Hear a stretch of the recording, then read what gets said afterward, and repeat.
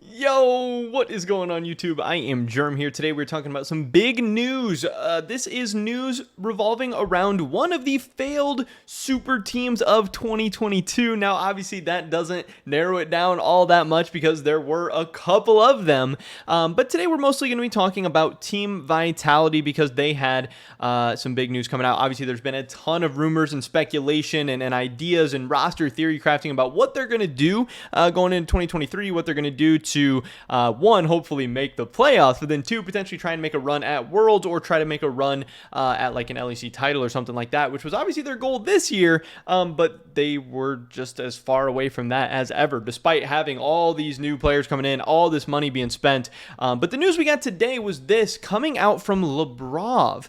He tweeted out, "I'm still contracted to Vitality, but they have allowed me to explore options for 2023. Contact via DM or email rich at thebblacklodge.uk." And that's a little bit funny to me because this is H2K Rich's Wrath, whatever that is. I guess Labrov's like agent or manager or whatever. Hey, good luck to him. Just kind of funny. I don't know. That guy is something else. But as far as on the Labrov side of things, he says they've allowed him to explore options for 2023. Now, you could read this as, hey, Labrov wants to leave Vitality, or you could read this as Vitality's kicking Labrov, or that they both don't know exactly what they want to do yet. But I really tend to read this more as Vitality is kicking Labrov because I don't think Labrov coming off of not a very, very good year in 2022, where a lot of people saw him as maybe the weakest point of this Vitality team, a team that ended up finishing 7th, a super team that didn't even make playoffs.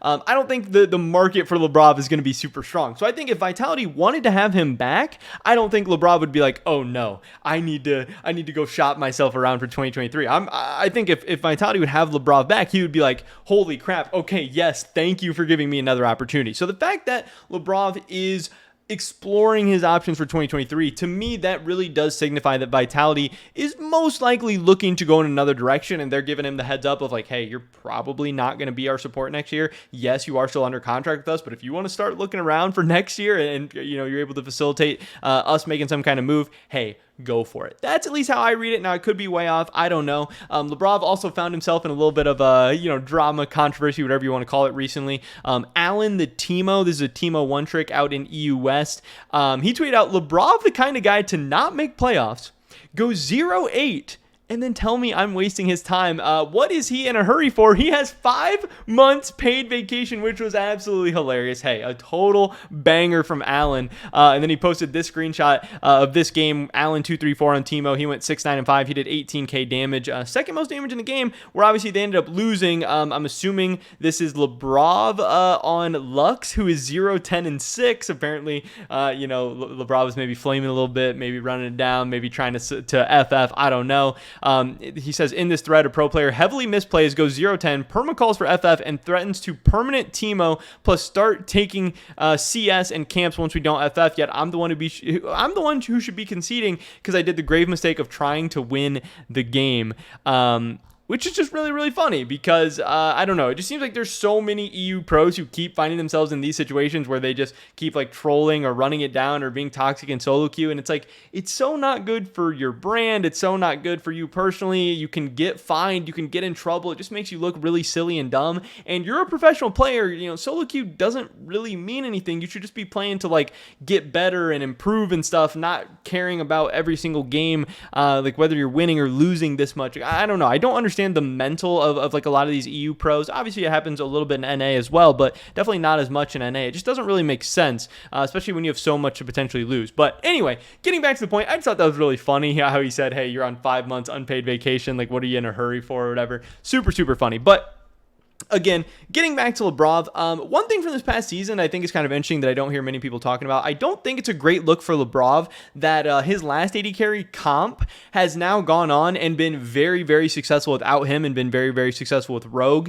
And then also his current AD carry, Carzzy, was very successful with him last year and then has now come together with him this year and has been much more unsuccessful than he was last year. Now, obviously, very, very small sample size. It's just 2 AD carries. Could be a total coincidence, but it's not a great look for Labrov that 80 carries have played better without him than with him. I will say Labrov is obviously a very, very talented player. He's a guy who's been competing for the number 1 spot on EU West all year. I don't know if he has it right now or not, but I know him and Bo were going back and forth for a little while. You can see here he's 20 years old, so it's not like he's old. It's not like he's super experienced. He does have some time to bounce back. He does have some time to even improve and grow over his career. But when you're being toxic and stuff like that in solo queue after you're coming off not the best year in the world already, again, some AD carries have looked better without you than with you.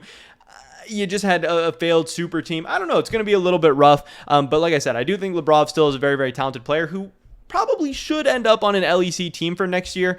But I don't know exactly where. He might end up like high ERLs. He might end up low LEC. But when we take a look at some of the teams, obviously he's not going to G2. I mean, this is barring anything crazy happening. Like every offseason, we get a couple crazy roster moves. So like really anything could happen. And especially with the recent Carlos stuff, rosters could really get shaken up because it really did not seem from what we heard that Targamas was very happy with some of the stuff that Carlos was saying and doing. So like maybe Targamas looks to leave G2. We know G2 is interested in Labrov this past offseason, but for all intents and purposes right now, we'll say he's not going to G2. He's not going to Mad Lions. Probably not going to Rogue if they decide to hang on to Trimby, which they should, but Rogue, they sell off players sometimes. Some weird stuff happens. There's Misfits, who is going to be Heretics. Maybe Labrov goes to Heretics, but like if you have Mursa, like are you trying to get Labrov over Mursa? Maybe. I don't really know. Those two players seem kind of, I guess, comparable at this point. Excel has Mickey. Fnatic has Hillisang. He's not going to Vitality. And then your options become like SK, BDS, or Astralis, K-Corp, whatever you want to call it. And, at that point, you're kind of towards the bottom of the league. Now, if K-Corp comes in, K-Corp could be a guy, or could be a team that is potentially looking for Labrov because obviously K-Corp support right now is Hantera. Astralis support, it was Jonghoon. And yeah, they could go Jonghoon. They could go, they're not going to go with Hantera. So they could go Jonghoon. They could go with Labrov. They could try with one of these other names. I'm not sure. There is the idea of maybe if Treats decides to go to a good team and leave SK, Labrov could maybe end up at SK, but I actually think Labrov to BDS could make a lot of sense. Obviously, it's a lower tier team that's probably going to be looking to rebuild, probably going to be looking to make some big moves, and Labrov's a guy who's trying to, rebuild himself and find an opportunity probably on a lower tier team to prove himself once again. I think BDS really could be kind of that perfect match for him. I think it could make a lot of sense. I don't really think the LCS is going to make a whole lot of sense for him. Like I said, I think Labrov next year will probably either end up in low LEC low LEC or high ERLs. Now, as far as what's going to happen with Vitality, I don't know. The fact that they are letting Labrov go, or maybe at least letting him look for offers or whatever, maybe signifies that they have an idea of who their next support is going to be, or at least who they want their next support to be. But I don't really know who that is. Again, I think that them trying to buy out a guy like Treats could be a really exciting and interesting move. Maybe they look at a guy like Mursa, but that doesn't really scream like a super, super exciting move to me. I don't really know because I don't think there's necessarily going to be any like mega awesome, exciting free agent supports that are going to be available. Maybe they make a run at somebody like Core JJ or something like that, but there's no way that that's happening. I don't know. This just seems a little bit strange to me, and I'm not sure exactly what Vitality is thinking or where they're going to go. I did honestly think that they were going to be bringing back Labrov as their support for next year. I thought that they were maybe going to replace Carzzy and look to go with Labrov.